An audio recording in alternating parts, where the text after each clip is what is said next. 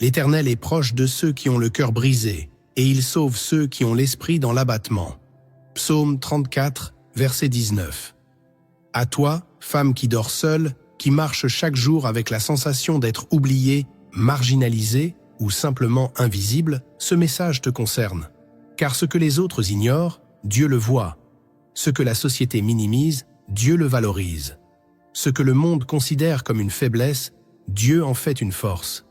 Dans cette vidéo, nous allons dévoiler ce que ton Créateur perçoit en toi, là où même toi, parfois, tu ne vois que solitude. Tu découvriras des vérités bibliques puissantes, des révélations spirituelles profondes et des clés concrètes pour comprendre la place unique que Dieu te réserve.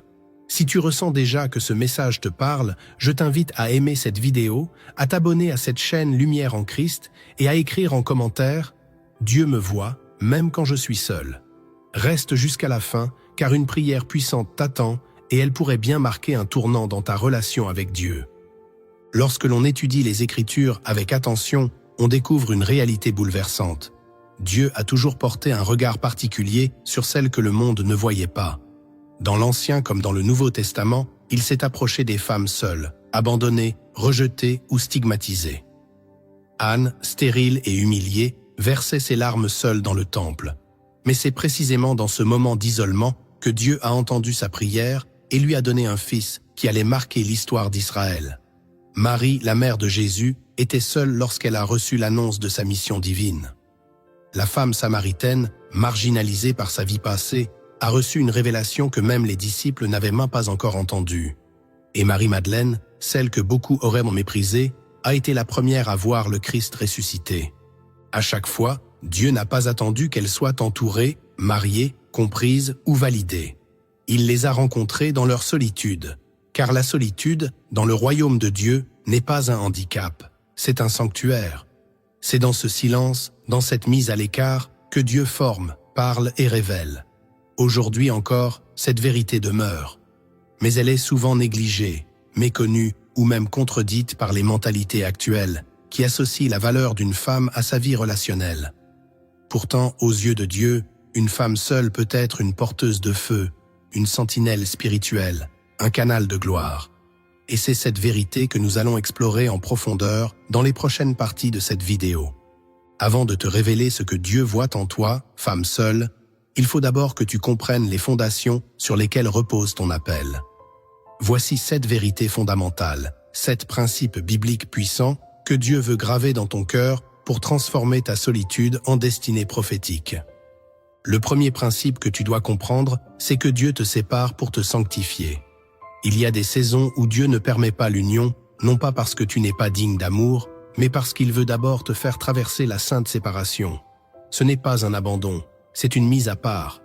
Quand Dieu a voulu élever Moïse, il l'a isolé 40 ans dans le désert.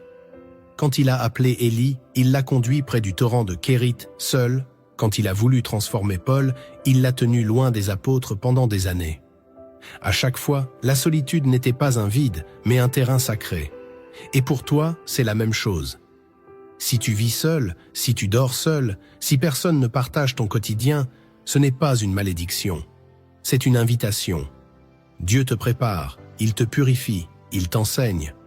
Il te sanctifie pour un appel que peu comprennent. Ce que les autres appellent retard ou vide sentimental, Dieu l'appelle sanctuaire de préparation. Ne cherche pas à t'en échapper, ne le méprise pas. Entre pleinement dans ce lieu secret. Car c'est là que tu apprendras à écouter sa voix sans interférence. C'est là qu'il ôtera de ton cœur les attachements qui t'alourdissent. C'est là qu'il te revêtira d'une autorité nouvelle. Si tu acceptes cette mise à part, elle deviendra ta plus grande force. Car Dieu ne t'a pas isolé pour te diminuer. Il t'a séparé pour t'élever. Et bientôt, ceux qui t'ont vu seul te verront transformé. Le deuxième principe que tu dois comprendre, c'est que Dieu façonne ta foi dans le secret. Les plus grandes œuvres de Dieu ne commencent jamais sous les projecteurs. Elles prennent naissance dans le silence, dans la poussière, dans les larmes versées sans témoin. Si tu marches seul aujourd'hui, ce n'est pas un hasard. Dieu te cache non pas pour t'oublier, mais pour t'enseigner. Ta foi n'a pas besoin d'être vue pour être puissante. Elle a besoin d'être authentique. Et c'est dans ce lieu secret, sans écho, que Dieu teste ton cœur. Il observe ta persévérance quand personne ne t'encourage. Il mesure ta confiance quand aucune main ne tient la tienne. Il examine ta fidélité quand tu n'as que sa parole pour tenir debout. Et dans ce désert invisible aux autres, ta foi devient réelle. Elle se détache des émotions. Elle s'arrache aux circonstances. Elle s'enracine dans la vérité éternelle. Ce que tu vis maintenant est une école. Une école où l'on apprend à marcher sur l'eau sans que personne ne le voie. Une école où l'on grandit en maturité spirituelle bien avant que l'on te donne une responsabilité visible. Si tu acceptes ce processus, tu deviendras inébranlable. Ce n'est pas le confort qui forge une femme de Dieu, c'est l'intimité dans la tempête. Alors n'envie pas celles qui semblent avoir tout. Rappelle-toi que celles que Dieu prépare dans l'ombre seront celles qu'il utilisera avec puissance. Tu n'es pas en train de perdre du temps. Tu es en train d'apprendre à croire comme peu savent croire. Le troisième principe que tu dois comprendre, c'est que ton absence de mari ne t'empêche pas d'être féconde pour Dieu. La fécondité dans le royaume de Dieu ne se mesure pas en fonction d'un statut conjugal, mais selon la capacité du cœur à porter sa présence. Tu peux ne pas avoir d'alliance au doigt, et pourtant enfanter spirituellement des générations entières par ta prière, ton obéissance, ton adoration cachée. Le monde attend que tu sois marié pour te voir accompli. Dieu, lui, attend seulement que tu sois disponible. Regarde Anne. Avant même de recevoir son enfant, elle portait déjà un cœur sacerdotal. Elle intercédait avec une intensité qui faisait trembler les cieux. Regarde Marie. C'est en étant vierge, seule, sans homme, qu'elle a été choisie pour porter l'enfant divin. Regarde Déborah. Elle était épouse, mais ce n'est pas son mariage qui a marqué l'histoire. C'est son courage, sa foi, sa position de juge et de prophétesse. Toi aussi, tu peux porter des choses célestes sans dépendre d'un lien humain. Tu peux enfanter des projets, des destinées, des délivrances. Ton ventre spirituel n'est pas stérile.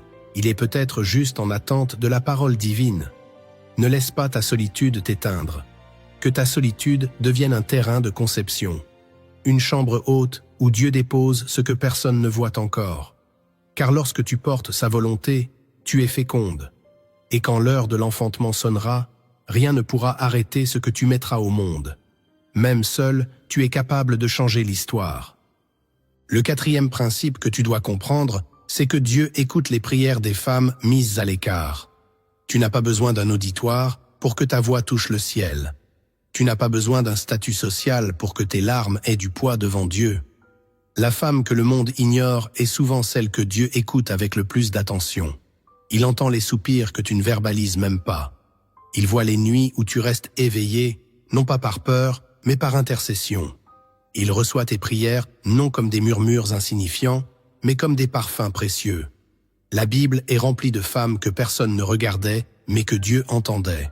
Agar, seule dans le désert, a rencontré l'ange de l'Éternel. Elle a dit « Tu es le Dieu qui me voit ». Anne, moquée et méprisée, a supplié Dieu dans le temple, et le ciel s'est ouvert. La veuve de Sarepta, ignorée par les puissants, a nourri un prophète, et sa maison n'a jamais manqué de rien. Dieu ne méprise jamais une prière portée par la solitude. Au contraire, il s'y attarde. Il y répond souvent avec puissance. Si tu vis mise à l'écart, sache que tu es dans un lieu d'accès direct au cœur de Dieu. Tes prières ne sont pas faibles. Elles sont brûlantes. Elles ont une pureté que peu atteignent. Continue de prier, même dans le vide. Continue de crier, même si personne ne t'écoute. Car Dieu, lui, t'écoute toujours. Et ce que tu sèmes aujourd'hui dans la prière, tu le récolteras demain dans la gloire. Le cinquième principe que tu dois comprendre, c'est que Dieu t'apprend à l'aimer avant tout autre. Il y a un amour qui ne déçoit jamais, un amour qui ne se retire pas, un amour qui ne trahit pas.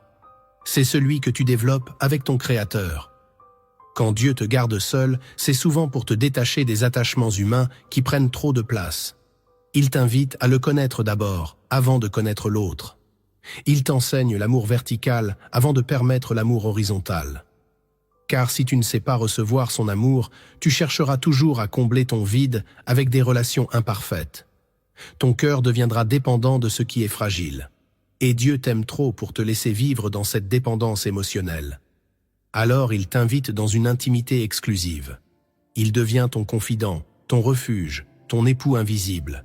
Comme il l'a dit dans Osée chapitre 2, verset 14. Voici, je veux l'attirer et la conduire au désert, et je parlerai à son cœur. C'est dans ce désert-là qu'un amour pur naît, un amour qui te guérit, un amour qui te stabilise, un amour qui te prépare à aimer sans idolâtrer. Car une femme qui a été comblée par Dieu ne cherche plus l'autre pour se réparer, mais pour construire. Si tu acceptes cette école de l'amour divin, tu deviendras inébranlable. Même seule, tu te sentiras complète. Même sans être choisi par un homme, tu sauras que tu es choisi par Dieu. Et cette assurance transformera ton regard, ta posture, ta destinée. Ce que tu vis n'est pas une privation. C'est une fondation.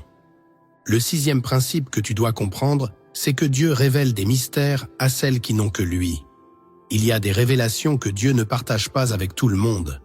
Elles ne sont pas prononcées dans les foules. Elles ne sont pas données à ceux qui vivent distraits. Elles sont confiées à celles qui, dans leur silence, écoutent. Et quand tu es seul, quand tu n'as personne pour remplir le vide de tes jours, c'est Dieu lui-même qui s'y installe. Et dans ce lieu vide des hommes, mais rempli de sa présence, il te parle. Il te confie des choses que d'autres ne peuvent pas porter. Des visions, des avertissements, des compréhensions profondes. Ce n'est pas un hasard si les plus grands prophètes ont été formés loin des regards. Ce n'est pas un hasard si les anges apparaissent souvent à ceux qui sont seuls. Regarde Marie. C'est dans la solitude de sa chambre qu'elle a reçu l'annonce divine. Regarde Anne, la prophétesse. Elle servait seule dans le temple jour et nuit, et Dieu lui a montré le Messie. Quand tu n'as que Dieu, ton esprit devient plus réceptif. Tu n'as pas de bruit extérieur pour noyer sa voix. Tu es capable d'entendre l'indicible. Et ce que Dieu te montre dans le secret deviendra plus tard une lumière pour d'autres. Ta solitude, si tu la vis dans la foi, devient un canal. Tu ne reçois pas pour toi seul. Tu deviens dépositaire d'un feu que Dieu veut propager. Tu n'es pas oublié. Tu es mis à part pour porter des secrets célestes. Et ces secrets feront de toi une voix prophétique dans un monde qui n'écoute plus. Le 7e principe que tu dois comprendre, c'est que Dieu utilise la femme seule comme un témoignage vivant. Ce que tu vis aujourd'hui, ce que tu traverses en silence, ce que tu supportes sans spectateur, deviendra demain un message incarné. Tu n'auras pas besoin de prêcher. Ta vie parlera. Ta stabilité sans compagnon, ta paix dans l'absence, ta joie sans validation humaine, tout cela criera plus fort que 1000 discours. Le monde observe. Il cherche des femmes solides, vraies, enracinées, qui ne s'effondrent pas quand l'amour humain manque. Et Dieu veut faire de toi cette femme-là. Comme Noé construisait une arche alors que personne ne comprenait, tu construis une vie dans l'obéissance, même si personne ne l'applaudit. Comme Joseph a gardé sa foi en prison, tu gardes la tienne dans ta chambre. Et un jour, Dieu utilisera ton parcours pour réveiller d'autres cœurs. Ce n'est pas pour rien que tu passes par cette saison. Ce n'est pas pour rien que tu restes seul alors que d'autres avancent à deux.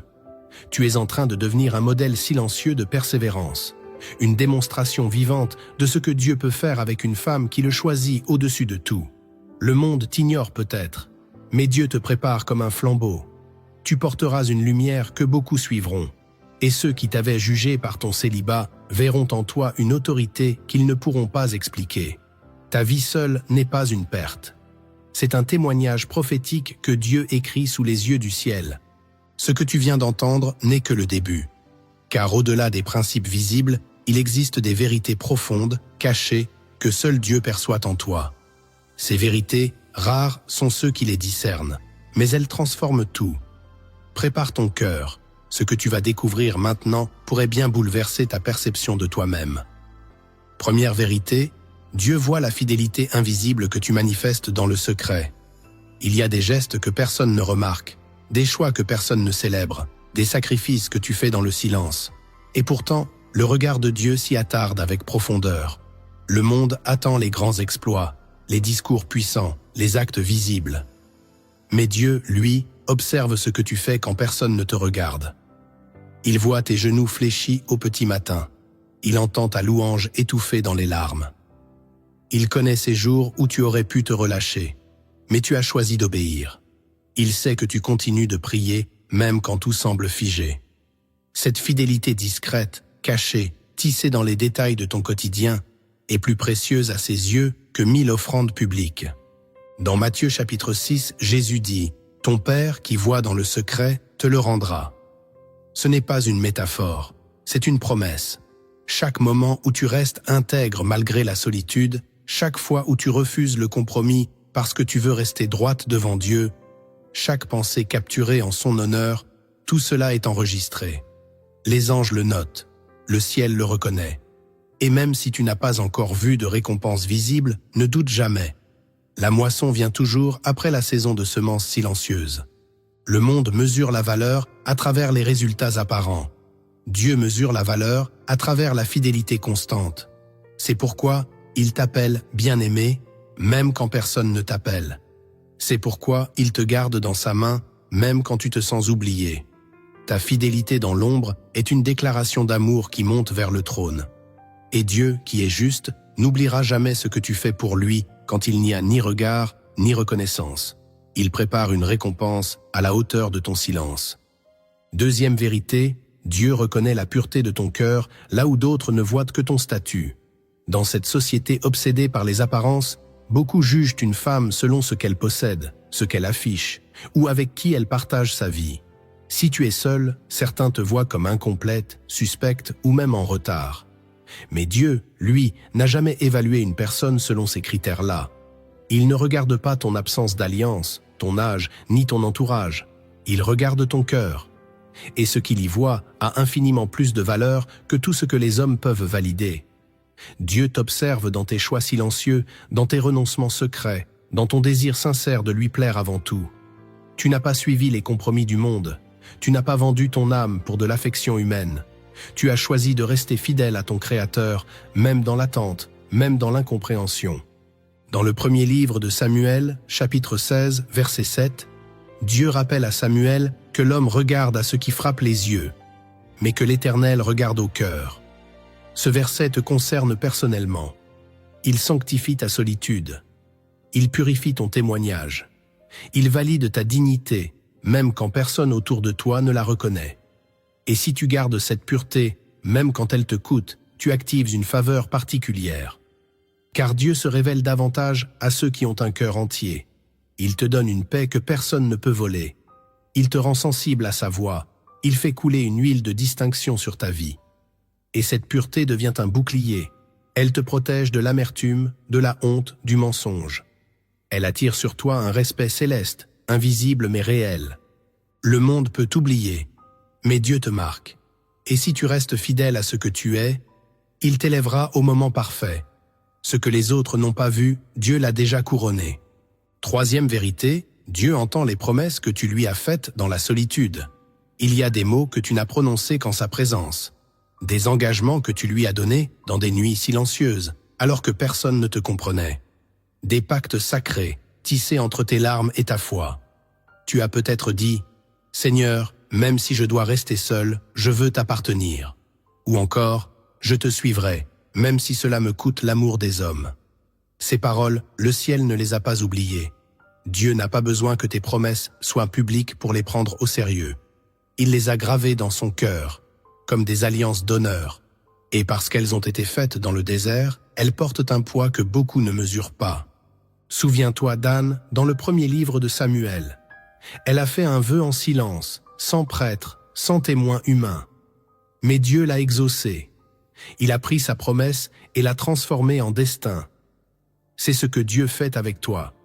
Les paroles que tu lui as adressées ne sont pas parties dans le vide. Elles sont montées comme une offrande. Et si tu tiens ta part de l'engagement, Dieu tiendra la sienne avec puissance. Il t'honorera là où tu avais été ignoré. Il mettra dans tes mains ce que tu avais déposé sur son autel. Spirituellement, ces promesses sont comme des clés. Elles ouvrent des portes de grâce. Elles activent une confiance nouvelle. Elles font de toi une femme d'alliance, une femme que Dieu peut envoyer, bénir, établir. Tu n'es pas seulement une croyante, tu es une partenaire de sa volonté. Et cela change tout. Car quand une femme marche en cohérence avec ses engagements célestes, elle devient inébranlable. Elle ne cherche plus à plaire aux hommes. Elle vit pour satisfaire Dieu. Et cette posture attire une gloire que personne ne pourra lui enlever. Ne doute jamais, ce que tu as promis dans l'ombre, Dieu s'en souvient. Et il est fidèle pour te répondre dans la lumière.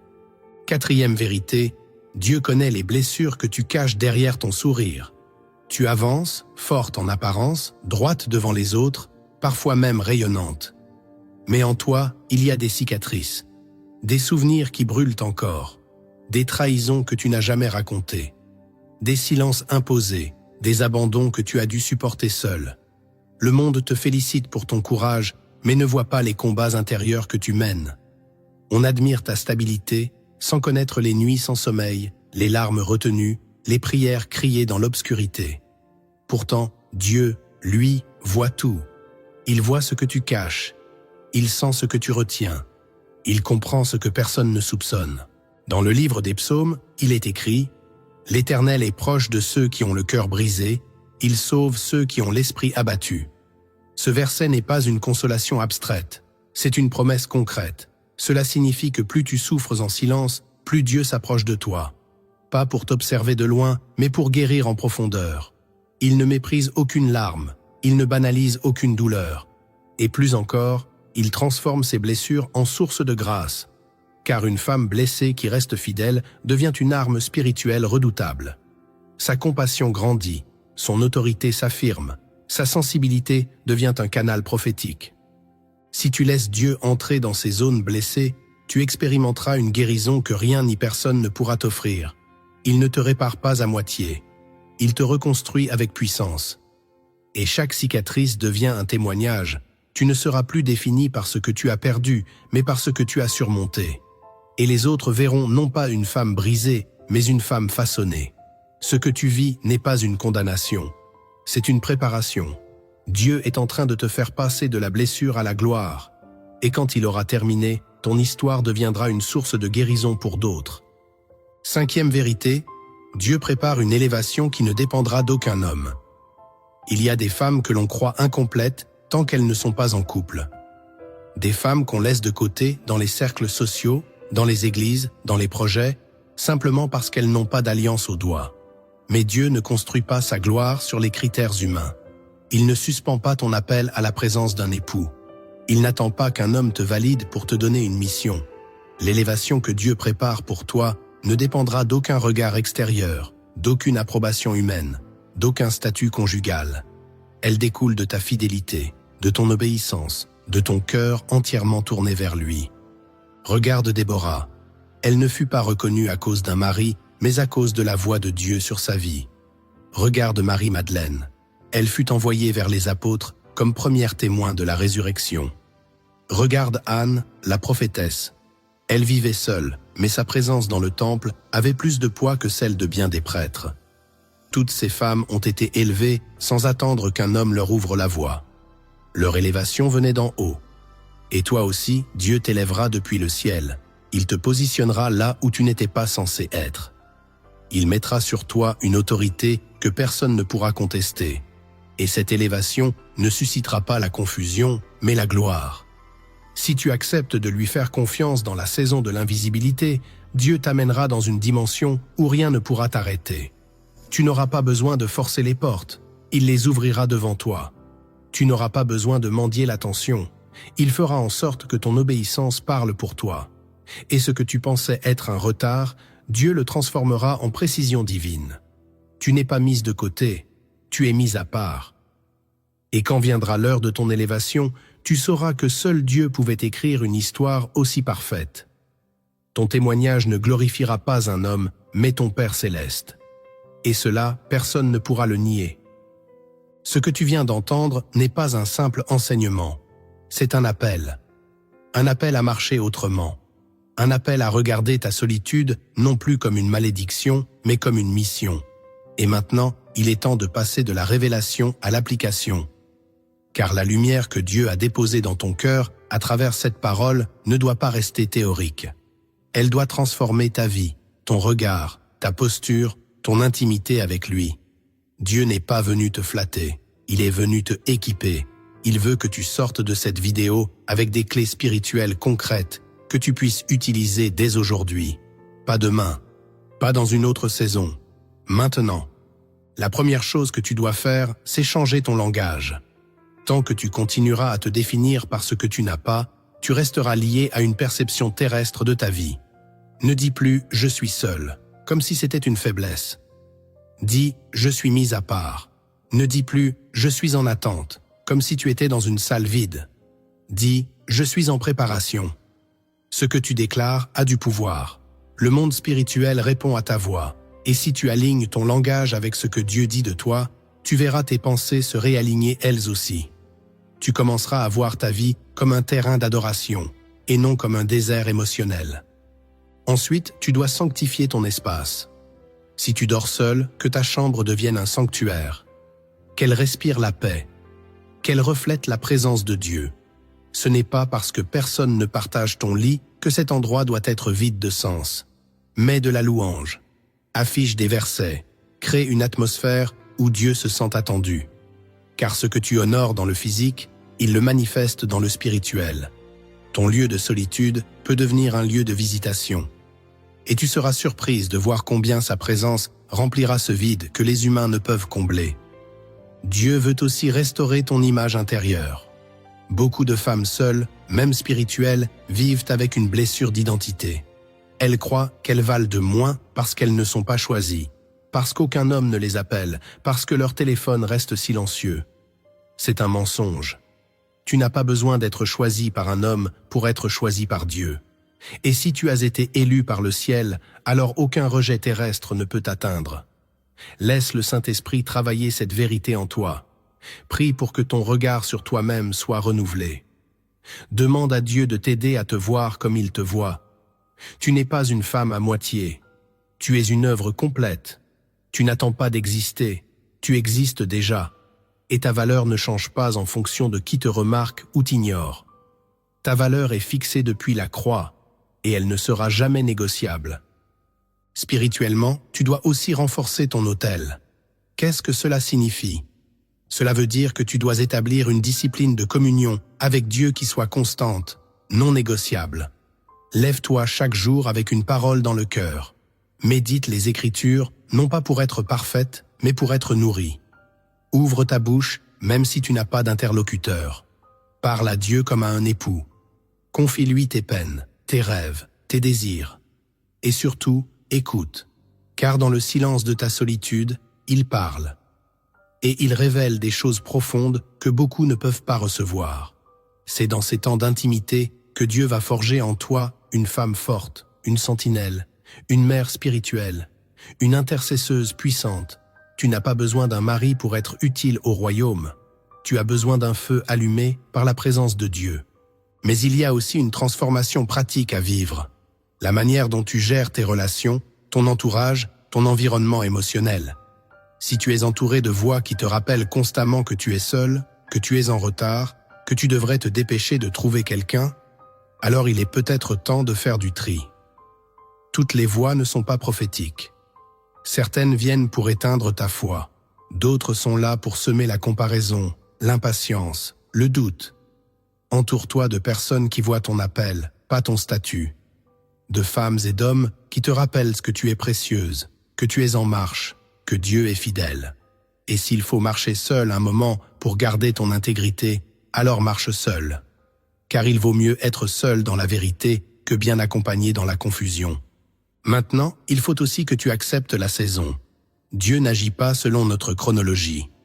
Il ne suit pas les horloges biologiques, les pressions sociales, les statistiques humaines. Il suit sa volonté. Et sa volonté est toujours bonne, agréable et parfaite, même si elle semble lente, même si elle ne ressemble à rien de ce que tu avais imaginé. Accepte la saison. Vis-la pleinement. Ne suspends pas ta joie à un futur hypothétique. Danse maintenant. Ris maintenant, voyage, découvre, grandis, sers, aime. Maintenant. Car chaque jour où tu choisis la gratitude dans ta solitude, tu construis un palais intérieur que rien ne pourra démolir. Et ce palais deviendra le lieu de ton autorité. Les femmes qui embrassent la saison que Dieu leur donne deviennent invincibles. Elles brillent, même sans bijoux. Elles rayonnent, même sans compagnie. Et puis, il y a une dernière clé. Il faut que tu sois prête à bénir. Oui, bénir celles qui vivent ce que tu aimerais vivre. Ne laisse pas l'envie s'installer. Ne laisse pas l'amertume polluer ton cœur. Si une sœur se marie, bénis-la. Si une autre devient mère, réjouis-toi avec elle. Car ce que tu bénis, tu prépares à recevoir. Ton cœur doit rester pur, ton esprit doit rester léger. Et c'est dans cette liberté intérieure que Dieu pourra te faire entrer dans ta propre saison sans que tu sois écrasé par la comparaison ou la jalousie. Sois une femme qui célèbre les autres, même quand elles pleurent en secret. Dieu voit cela, et ce genre de cœur attire sa faveur. Pour conclure cette transformation spirituelle, laisse-moi te raconter une histoire. Une parabole inspirée des cieux. Il était une fois une femme appelée Éléora. Elle vivait dans un village où chaque maison était éclairée par la lampe d'un couple. Mais elle, seule dans sa maison, n'avait que la flamme de son autel personnel. Chaque nuit, elle priait, adorait, pleurait parfois. Les gens la regardaient avec pitié. Certains disaient « elle doit avoir raté quelque chose ». Mais Éléora continuait. Un jour, une grande tempête frappa le village. Toutes les lampes s'éteignirent, sauf une, celle d'Éléora. Pourquoi? Parce que sa flamme n'était pas entretenue par des circonstances, mais par la présence.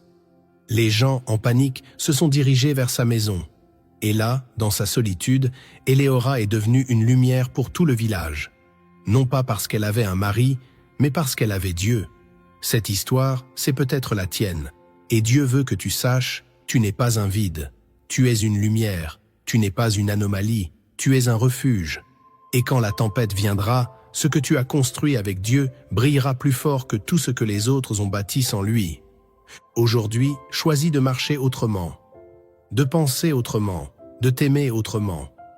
Laisse cette parole devenir chère en toi. Laisse la solitude devenir un feu. Et deviens cette femme que le ciel reconnaît, même si la terre ne l'a pas encore comprise. Tu es précieuse, tu es puissante, tu es prophétique. Et Dieu est avec toi. Pas un jour, il ne t'a oublié. Pas un instant, il ne t'a abandonné. Lève-toi, femme seule, car tu ne l'es pas. Le ciel marche avec toi. Ce message n'était pas un simple encouragement, c'était une visitation. Un rendez-vous divin entre toi et la voix de ton Créateur. Si tu es allé jusqu'au bout, ce n'est pas un hasard. C'est que ton cœur était prêt à entendre ce que le ciel avait à te dire. Tu as découvert que ta solitude n'était pas un oubli, mais une stratégie. Que ton silence n'était pas un vide, mais un sanctuaire. Que ce que tu vis aujourd'hui est en réalité une préparation, une consécration, une fondation céleste. Dieu ne t'a jamais regardé comme les autres te regardent. Il ne t'a jamais jugé sur ton apparence, sur ton âge, sur ton statut. Il t'a toujours vu comme une perle rare, un trésor caché, une voix que personne encore ne comprend, mais que lui a déjà validée. Et si tu acceptes de marcher dans cette révélation, ta vie ne sera plus jamais la même. Tu ne vivras plus comme quelqu'un en manque, tu vivras comme quelqu'un en mission. Tu ne demanderas plus « Pourquoi je suis seul ?» Tu commenceras à demander « Seigneur, qu'est-ce que tu veux faire à travers moi dans cette saison ?» Maintenant, il est temps de répondre. Pas seulement avec des émotions, mais avec une décision. Décide de te positionner dans cette vérité. Décide de sanctifier ta solitude. Décide de faire confiance à Dieu jusqu'au bout, même sans preuve visible. Et si ce message a touché ton cœur, laisse une trace. Commente cette phrase « Je suis mis à part et Dieu me voit ». Écris-la comme un acte prophétique. Que cette déclaration devienne ton cri, ton identité, ta prière. Si tu as été béni par cette parole, abonne-toi à cette chaîne. Pas seulement pour soutenir le contenu, mais pour rester connecté à ce que Dieu veut continuer de te dire. Chaque semaine, des messages comme celui-ci viennent raviver ta foi, t'équiper, t'élever. Active la cloche de notification, car ce que tu entends aujourd'hui peut changer ta manière de vivre demain. Et surtout, partage cette vidéo. Il y a une sœur quelque part, peut-être au bord du découragement, qui a besoin d'entendre que sa vie a un sens même dans l'absence. Tu peux être celle que Dieu utilise pour l'atteindre. Enfin, je veux prier avec toi. Seigneur, merci pour ta fille. Merci pour cette femme que tu as mise à part. Tu l'as vue, tu l'as choisie, tu l'as formée dans le secret. Maintenant, révèle-toi à elle comme jamais. Remplis son cœur, comble ses manques, allume en elle une paix surnaturelle et fais de sa solitude un feu sacré. Au nom de Jésus. Amen.